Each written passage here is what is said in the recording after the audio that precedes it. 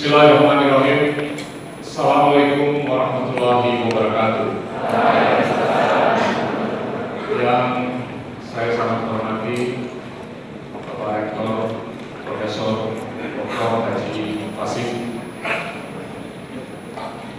dan juga Bapak Direktur Utama Bank Mandiri Bapak Budi Sadikin, Pak Jerry Ono selaku narasumber dan fotografer yang sangat berpengalaman, dan seluruh anggota kepengurusan, pengajar dan pelajar Universitas Erlangga, dan juga para mahasiswa yang turut serta di acara pagi hari ini lewat video conference bersama Rektor dari Universitas Pajajaran dan Rektor Universitas Hasanuddin, kawan-kawan saya dari Kementerian Perdagangan, termasuk dari Dinas Perdagangan di Provinsi Jawa Timur, dan juga Dinas Kanwil dari Bank Mandiri, dan para hadirin yang saya sangat cintai.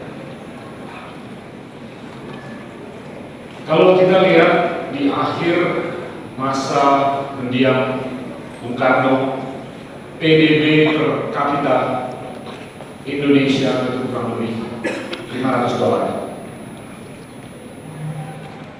Muncullah Pak Harto yang membawa kue ekonomi Indonesia dari $500 per kapita menjadi kurang lebih $1.200 per orang pendapatan. Di tahun 98 sebelum terjadinya krisis ekonomi, keuangan, dan politik, dan pendapatan per orang di Indonesia terpuruk dari $1.200 menjadi $600. Lahirlah demokrasi dari sisi politik, sosial, dan ekonomi.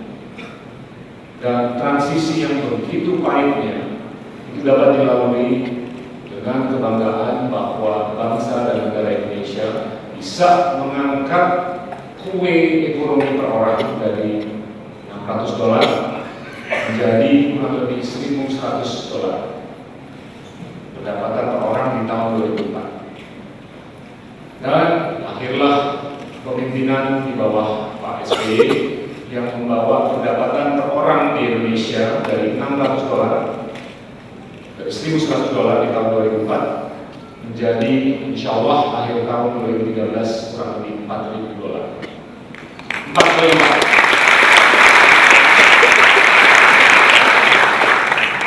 Insya Allah apabila asumsi ekonomi ini masih bisa dijaga dan dipertanggungjawabkan, akhir 2014 pendapatan per kapita di Indonesia akan meningkat lagi menjadi $5.000. Sewaktu kawan-kawan kita dari Universitas Erlangga lulus di tahun 2013 ataupun 2014, adik-adik akan bertanya, ini kemana masa depan kita? Tentunya penuh dengan tantangan dan juga positivitas.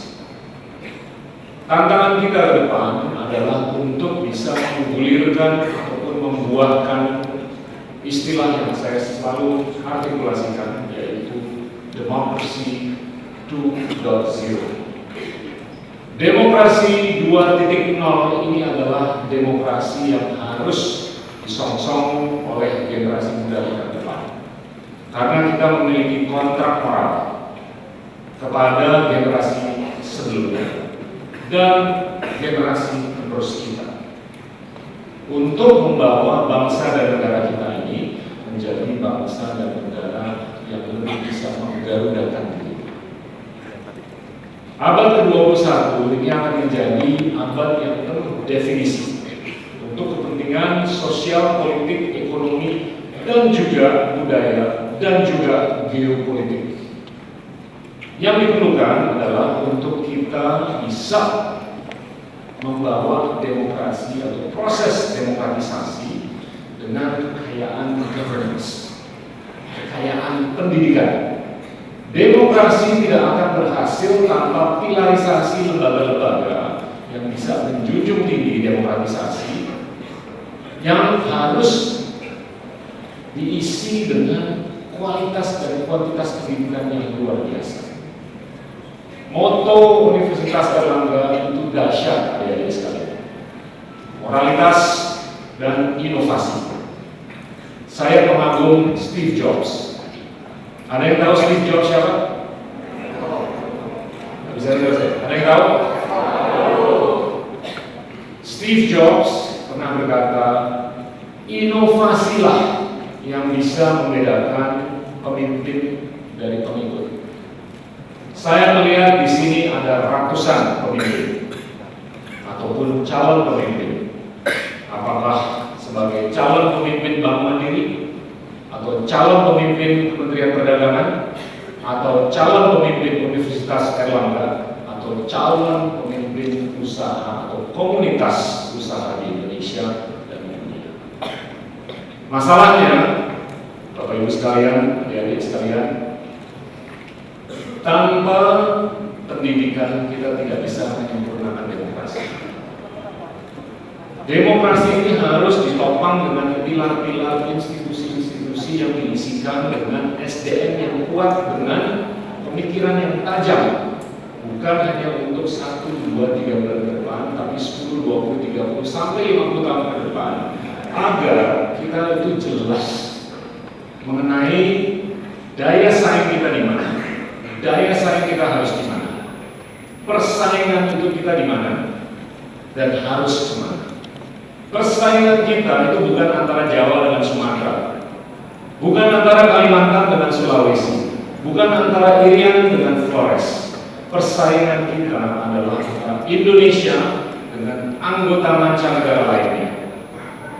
Gimana kita bisa sukses, bukan hanya secara ekonomi, tapi secara politik, budaya, sosial, dan geopolitik.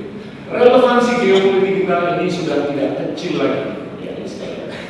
Relevansi geopolitik kita sudah besar, mengingat bahwa ekonomi kita sudah merupakan terbesar nomor 15 di dunia, menggunakan purchasing power parity.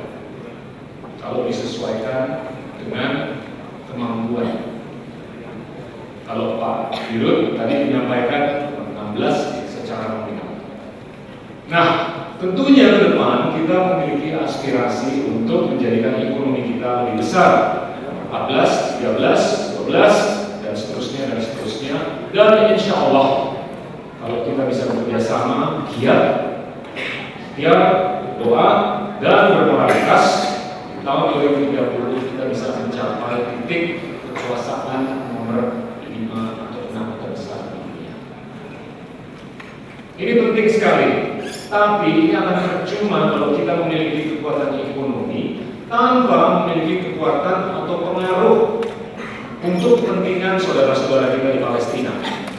Gimana supaya the two nation solution itu bisa terjadi? Gimana kita bisa berperan untuk kepentingan Selat Hormuz?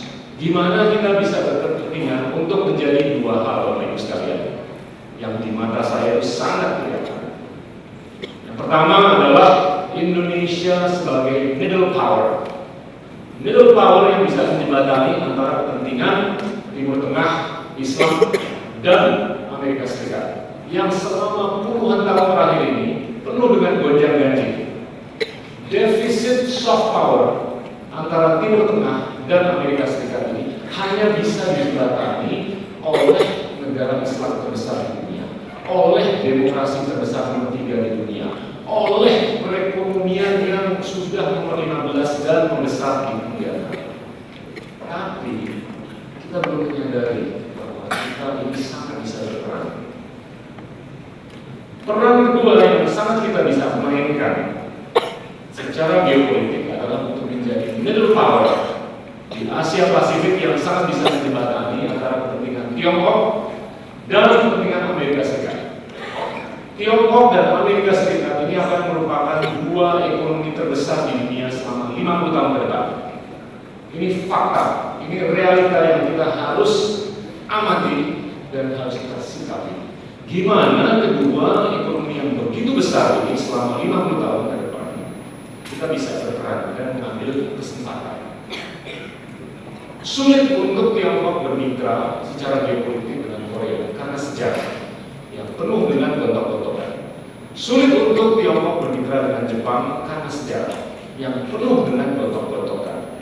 Tapi Indonesia memiliki netralitas dan kekuatan ekonomi yang begitu dahsyatnya, yang berbasis sumber daya alam dan juga sudah mulai berbasis sumber daya manusia.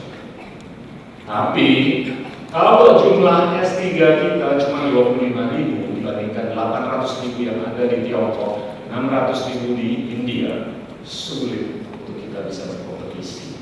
Dan kalau kita tidak berambisi, beraspirasi untuk meningkatkan jumlah S3 di Indonesia menjadi 200.000, jumlah S2 di Indonesia menjadi 5-7 juta, jumlah S1 di Indonesia menjadi 20-30 juta, sulit untuk kita bisa berkompetisi dengan siapapun di dunia ini. Relevansi kita ini sudah sangat berarti, sehingga kita sudah tidak perlu lagi gontok-gontokan satu sama lain dalam negeri. Tanpa keamanan, stabilitas makro secara politik atau ekonomi, kita tidak bisa membuatkan suasana geopolitik yang indah untuk masa depan Indonesia. Jadinya kalau mau demo, berpikir dua kali. Jadinya kalau mau mengkritik sesama kawan atau saudara di dalam negeri, pikir dua kali. Ini kita mau mundur atau mau maju? Pesaing kita ini yang besar adalah di luar negeri. Kita harus menyatukan bangsa dan negara. Political order itu adalah prekondisi. Economic order itu adalah prekondisi untuk bangsa Indonesia menjadi bangsa yang lebih besar. Kita harus bisa menggarudakan diri kita sendiri, karena Garuda itu adalah cerminan dari 4 hal. Yang pertama, kekayaan budaya kita. Yang kedua, kekayaan ekonomi kita. Ketiga, kesinambungan demokrasi kita. Dan keempat, kemahiran teknologi kita. Yang sempurna mungkin di mata orang awam seperti saya dalam mengimplementasi, pencerminan, proyeksi kekayaan hal-hal seperti itu mungkin di Asia, di Korea Selatan. Betapa suksesnya mereka bisa menggangnam stylekan dirinya. Siapa di sini yang nggak pakai Galaxy Samsung?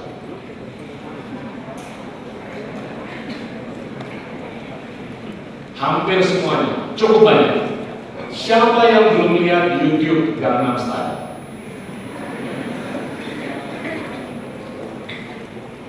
Siapa yang tidak tahu bahwa Korea Selatan itu ekonominya lebih besar daripada Indonesia? Siapa di sini yang belum menyaksikan bagaimana dinamisnya suasana perdebatan di parlemen di Korea Selatan? Ini adalah keindahan yang harus mungkin kita tiru. Cut and paste, tapi dengan penyempurnaan dan disesuaikan dengan karakteristik dan watak kita sendiri. Kita belum memiliki kemahiran teknologi untuk bisa melakukan hal-hal dengan skala yang besar. Banyak lulusan Erlangga yang bisa membuat handphone seperti Galaxy, tapi permasalahannya biayanya bisa semurah apa yang mereka lakukan enggak? Di Korea dan di India itu pemikirannya cukup common sensical. Mereka kalau mau membuat sesuatu, mereka nggak lihat dari biaya. Wirausaha di dua negara ini melihat by way of backward engineering.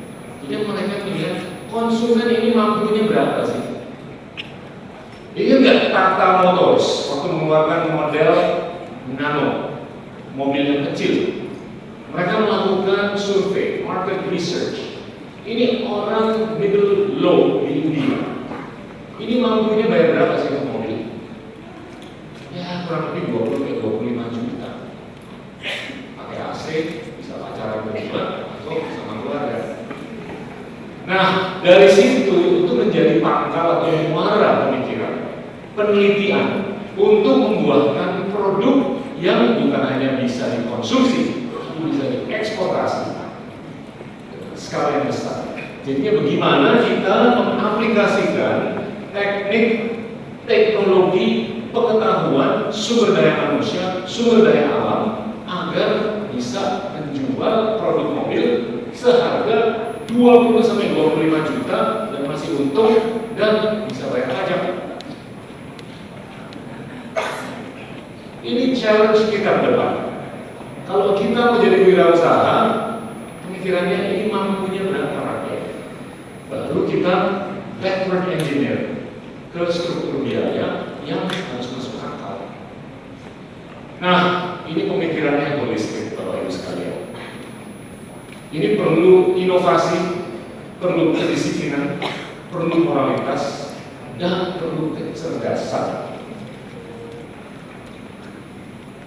Saya dalam pengalaman sebagai profesional itu sangat merangkul moto nilai hidup yang kaya kental dengan kedisiplinan dan kental dengan kegigihan, kental dengan pengambilan risiko. Jangan takut mengambil risiko. Percaya sama saya. Saya dulu punya bos waktu di luar negeri. Advisnya dia itu sangat kontra logis, kontra intuitif. Dia selalu mengadvokasikan ke saya, Anda keluar ke lapangan, buatlah kesalahan. Ini baru lulus universitas nih, langsung disuruh buat kesalahan. Saya nggak pernah ngerti itu maknanya apa. Tapi pesannya dia, janganlah berbuat kesalahan yang sama 2 kali, 3 kali, atau 4 kali. Anda boleh membuat kesalahan selama itu semangatnya adalah untuk mengasah diri kita sendiri menjadi manusia yang lebih baik. Business will not be possible tanpa risk taking. Ada yang nonton badminton di sini? Nggak ada yang nonton badminton? Ada yang tahu nggak kita baru dapat 2 gelar juara dunia? Ada yang tahu nggak siapa ketua umumnya? Saya waktu itu di Guangzhou beberapa minggu yang lalu mendampingi 28 atlet bersama Rexi, Ricky, Susi nggak ada di sana, tapi ada Christian dan beberapa pelatih lainnya. Itu di stadion yang ada kurang lebih 10.000 penonton, orang Chinese semua. Dan penonton supporter Indonesia yang ada di Guangzhou itu tak lebih dari 35 orang. Jadinya gimana pun teriakan kita tuh nggak bakal bisa ngalahin teriakannya mereka. Begitu gemuruhnya. Dan beberapa menit sebelum Butet, Owi, Hasan turun ke lapangan, saya diminta ke basement sama Rexi untuk memberikan semangat. Karena mungkin Rexi berpikir saya bisa memberikan motivasi. Saya turun ke basement, saya duduk sama Butet, Owi, Hasan. Saya diminta sama Rexi, Pak, kalau bisa 20-30 menit. Saya bilang 2 menit saja. Karena biasanya saya ini mantan atlet dan mantan musisi. Dan saya tahu kalau atlet itu kalau mau tanding agak tegang. Jadi kalau dikocok terlalu banyak, kontraproduktif. Nah, saya turun ke bawah, saya bilang ke Butet, Owi, sama Hendra Hasan, ini semuanya yang menentukan adalah Tuhan Allah di atas. But if you want it, you will get it. And it depends on how badly you want it. Dan akhir kata saya bilang, ada yang nonton Winnie the Pooh? Ya. Winnie the Pooh itu kartun. Saya suka kartun kebetulan. Saya dulu baca kartun, Godam, Udara, Batman, Superman, Winnie the Pooh. Winnie the Pooh ini menarik, naratifnya menarik sekali. Waktu Christopher Robin berpesan kepada Winnie, kamu gak usah khawatir, kamu ini lebih besar daripada apa yang kamu pikir. Dan I told Butet, Owi, dan Hendra Hasan, you are bigger than what you think you are. Alhamdulillah, rekan-rekan dan adik-adik, ketahuilah, Anda itu lebih besar daripada yang Anda sadari. Indonesia lebih besar daripada yang kita sadari. Problemnya, demokrasi 1.0 yang akan bertransisi ke demokrasi 2.0 ini masih berisikan dengan keminderan yang sistemik. Keminderan kita ini tercermin dalam perilaku ekonomi, perilaku sosial, perilaku politik, perilaku geopolitik. Kalau saya lihat atlet mau berhadapan sama bule, mungkin dia nggak bisa bahasa Inggris.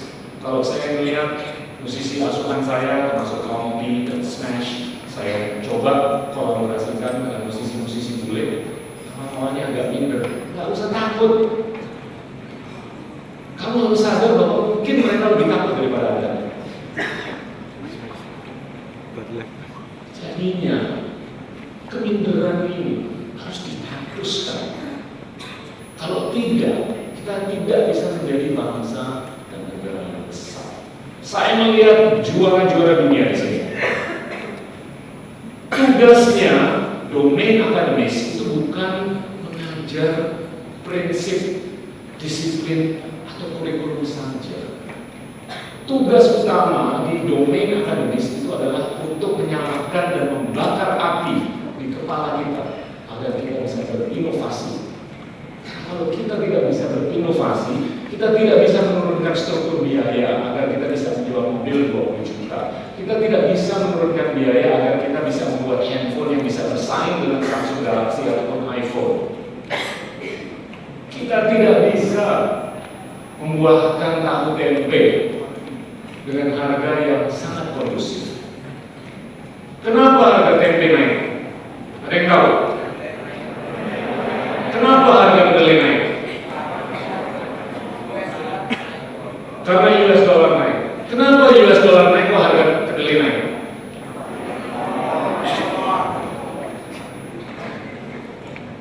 Konsumsi kita per tahun 2,5 juta ton kedelai.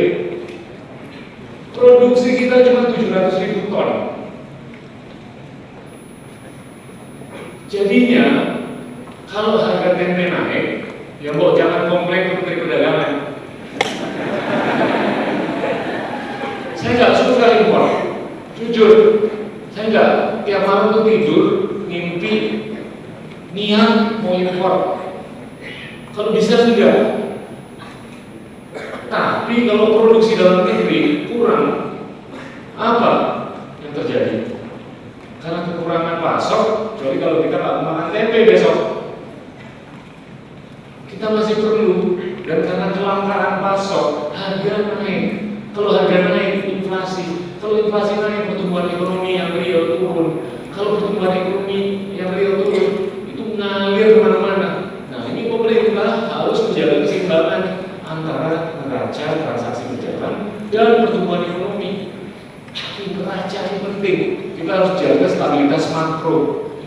Kalau ini goyang, nanti nyambung politik dan sosial. Jadinya solusi jangka menengah panjangnya adalah untuk kita menanam kedelai sebanyak mungkin. Bukan hanya meningkatkan produksi, tapi meningkatkan produktivitas. Bawang putih, ada yang tahu nggak? Produksi nasional kita berapa? Kebutuhan nasional kita berapa? Ini penting sebelum next time atau lain kali kritik Menteri Perdagangan. Good pagi, selamat morning. Kebutuhan nasional itu kurang lebih 400.000 ton per tahun. Ada yang tahu produksi nasional kita berapa untuk bawang putih? 20.000 ton. Kita hanya bisa memasok 5-10% dari kebutuhan nasional. Sisanya harus didatangkan dari luar negeri. Sulit Bapak Ibu sekalian. Naratif Menteri Perdagangan itu adalah untuk menjaga stabilitas harga, karena itu nyambung ke inflasi, nyambung ke current account, dan nyambung ujung-ujungnya ke pertumbuhan ekonomi. Kalau pertumbuhan ekonomi itu ada nominal growth, ada real growth. Nominal growth dikurangi inflasi itu adalah real growth. Pertumbuhan ekonomi yang selalu diumumkan oleh pemerintah itu adalah yang real. Jadi semakin tinggi inflasi, semakin tinggi harga kedelai, semakin turun pertumbuhan ekonomi Indonesia. Sama dengan daging sapi. Ada yang tahu berapa ekor daging sapi atau berapa ekor sapi kita konsumsi setiap tahun? Tahun ini kita mengkonsumsi 3,5 juta ekor sapi. Kita hanya bisa potong kurang lebih 15% dari stok nasional untuk menjaga atau menghindari depopulasi stok nasional. Yang bisa dipotong itu hanya kurang lebih 2 juta ekor.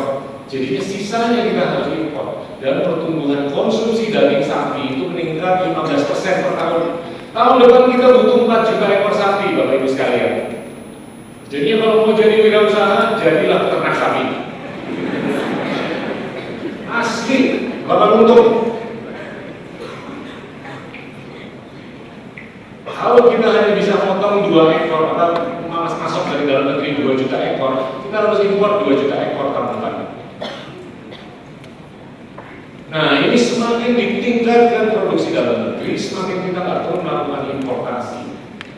Dan semakin kita tidak perlu melakukan importasi, semakin kita bisa menjaga stabilitas harga, semakin kita bisa menjaga stabilitas makroekonomi, semakin kita bisa menjaga stabilitas makropolitik, semakin kita bisa membuahkan order politik, semakin kita bisa menyongsong masa depan kita yang indah secara geopolitik. Semakin kita memiliki leverage untuk menegosiasikan kepentingan Indonesia dalam konteks planet ini, semakin kita bisa mempengaruhi apapun yang terjadi di luar Indonesia, termasuk di Asia Tenggara, termasuk di APEC, termasuk di Palestina, termasuk di China, di Korea, dan segalanya dan segalanya. APEC itu adalah kumpulan dari 21 negara, ekonomi dan negara. Representasinya itu kurang lebih 50% dari perdagangan dunia. Hampir 60% dari PDB dunia. PDB dunia, kue ekonomi dunia ini kurang lebih 70 triliun dolar. Jadi 60% dari 70 triliun itu kurang lebih 40 triliun. Bayangin, Indonesia, Amerika, Tiongkok, Jepang, Australia, New Zealand, dan segalanya itu menguasai 40 triliun dolar dari total 70 triliun dolar. Dahsyat. Dan semangat APEC itu bermuara di tahun 94, di mana diproklamirkan Bogor Goals. Ini adalah prakarsa Pak Harto untuk menjembatani kepentingan yang berkembang dan yang kurang berkembang dengan kepentingan yang sudah maju. Memang ada embel-embel liberalisasi untuk kepentingan perdagangan dan investasi, tapi dalam beberapa tahun terakhir ini begitu indahnya kita sudah bisa menyuarakan bahwa kedepannya ini kulminasi dari kesuksesan APEC ini harus mencerminkan penjembatanan antara kepentingan negara maju dengan negara berkembang dan negara yang kurang berkembang. Dan Indonesia sebagai demokrasi terbesar ketiga di dunia, ekonomi terbesar ke-15 di dunia, negara Islam terbesar di dunia, ini sangat mulai sudah berkembang. Dan itu adalah bagian dari perjalanan Indonesia, bahwasanya you are bigger than what you think you are. Terima kasih banyak. Wassalamualaikum warahmatullahi wabarakatuh.